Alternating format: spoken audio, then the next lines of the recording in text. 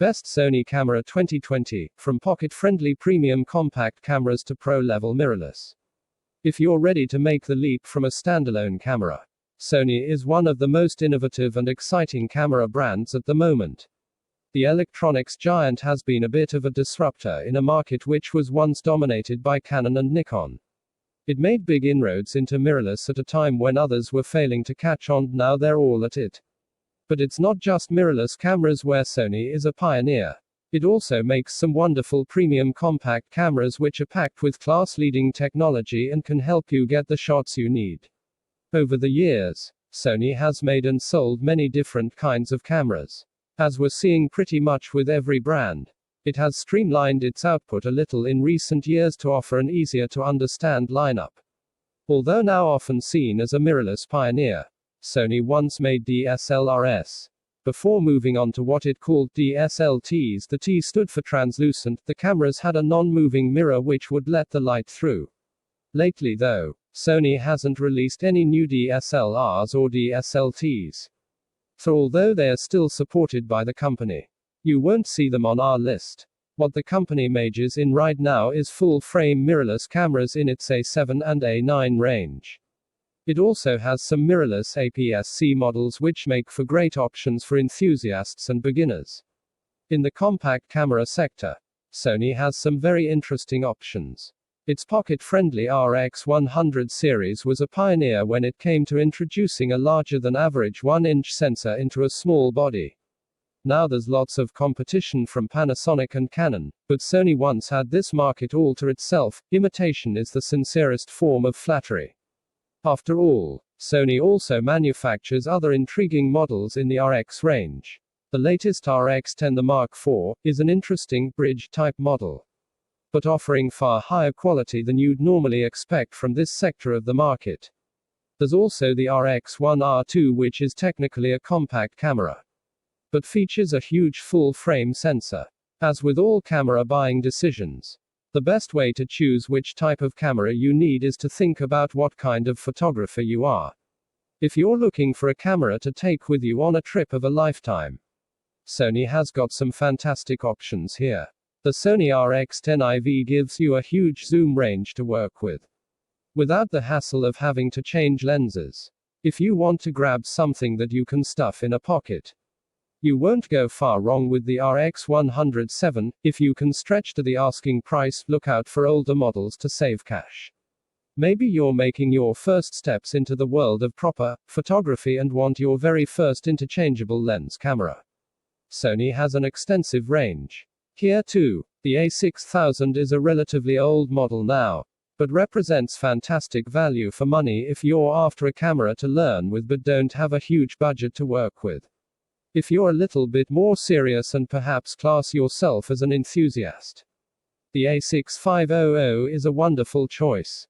It can handle a wide range of different subjects, so it's well suited to those who like to photograph lots of different things. If you're keen to go full frame, the Sony A7 III is a great first full frame camera, offering a huge amount for the price. Finally, if you're a working photographer and your heads have been turned by the other stunning A7 and A9 range of cameras, there's still some thinking to do. If you want the best of the best, the Sony A9 is a professional level camera, but it comes with a price tag to match. Meanwhile, the newly announced Sony A7R IV offers a huge amount, a very high resolution sensor, the highest on the market, as well as a pretty decent frame rate and the ability to record 4K. Although not on sale at the time of writing, early reviews of Sony's powerful A7R IV suggest it could be one of Sony's best ever cameras. It packs a 61-megapixel full-frame sensor, the highest of any mirrorless, into a typically small and compact Sony A7 body. Normally when you go for such a high resolution, you have to sacrifice frame rates. Although 10 FPS isn't as blistering fast as what the A9 can achieve. At 10 FPS, it's pretty respectable and should still suit many sports and action scenarios. That makes the A7R IV well suited for photographers who like to shoot a bit of everything. Landscapes, tick. Portraits, tick. Sport, tick. There's not a whole lot that is not suited to this camera. The high price of £3,500 may sound like a lot.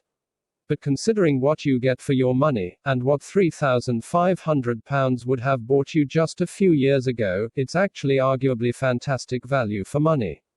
Although now a few years old, the A6000 stays in our list for offering a set of fantastic features for beginners. Without the downside of a super hefty price tag. Pick it up for less than £500 including a kit lens and you'll have a very capable compact system camera with which to learn your craft. Despite being a little older, it still boasts a high-resolution sensor, a decent built-in electronic viewfinder and a decent frame rate of 11 fps. Sony's APS-C mount cameras have been on the market long enough now to be supported by a fantastic ecosystem now. With lots of different lenses to upgrade to when you feel it's time to move on and expand your horizons. If you have a little more money to spend, take a look at the A6300. A6400 and even the A6500. But if you're looking to save cash, the A6000 shouldn't disappoint. The RX1R2 is a bit of a strange beast. It marries a full-frame sensor with a portable body and a fixed 35mm f2 lens.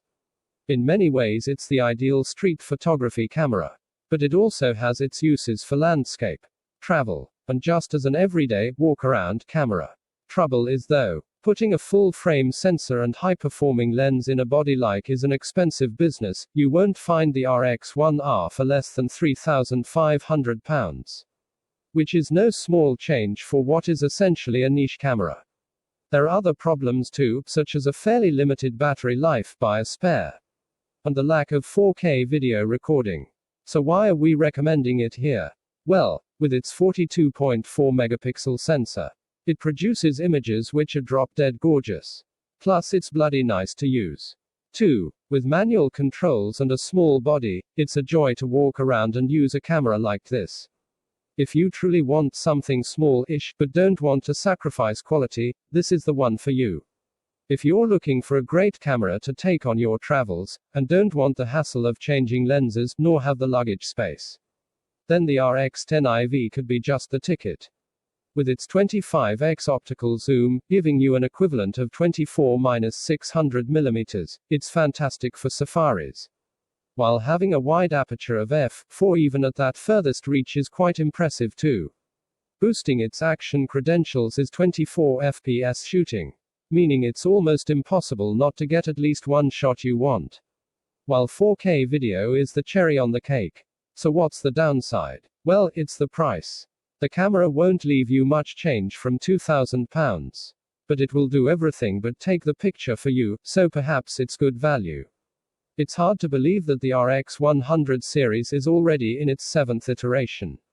But here we are, often used as Sony's "look what we can do" model. The RX100 distills all of Sony's best technology into something that fits neatly in your jeans pocket. For the RX107, some new features include a mic input for the benefit of vloggers, as well improved video stabilization and movie IAF. For stills shooters, there remains the very flexible 8.3x optical zoom lens, plus 20 fps shooting for action shots. You do really pay a premium for the latest RX100 model, with the 7 setting you back around £1,200. The good news is though that every time a new version is released, it pushes down the cost of the older ones. If you don't need all that video jazz, the RX100 Vi will see you right. While if you don't care about zoom, the even older RX100V and IV are still cracking cameras in their own right. Sony's professional level camera is designed for speed. Being able to shoot at 20 fps, completely silently and blackout free, is fantastic news for professional news, sports and action photographers, with obvious benefits for wildlife photographers too. If none of those are your bag, the A9 excels elsewhere too, with a great sensor producing fantastic images and video. The flip-up screen helps you to frame those awkward shots. But the relatively small body of the A9 can sometimes lead to a feeling of imbalance when working with longer lenses. Other specifications of note to high-level photographers include a 693-point focusing system which just about nails every single shot, a high-resolution electronic viewfinder, and double as 2 SD card slots. The only major downside is battery life, but if you're a pro, adding a second battery to your shopping cart likely won't be too much of an ask. Full-frame sensors were once the preserve of professional users, or at the very least amateurs with a very high budget. That has changed in recent times. With amazing cameras available for relatively little money, the A7 III is a perfect way for enthusiasts to enter the full-frame market. And it can be picked up for less than £2,000 with a 28-70mm lens. You get a sensor which can produce fantastic images, while the autofocusing system can keep up with pretty much any subject.